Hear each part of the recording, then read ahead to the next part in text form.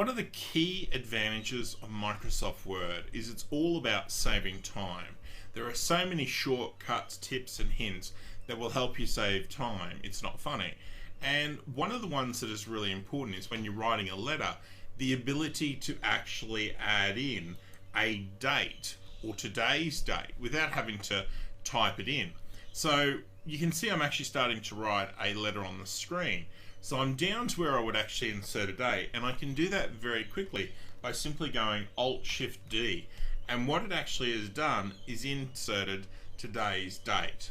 Now it's in a specific format, and in a couple of videos I'll actually explain how to change that format, but it's already automatically been put into this particular document. So I can now continue on and just finish off the letter to whoever it might be. So remember the shortcut for inserting a date, Alt-Shift-D. Very simple to do.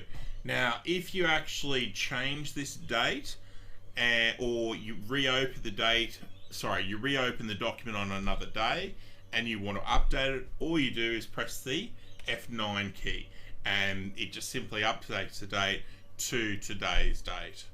Alright, so I hope you enjoyed that video and I'll see you in the next one.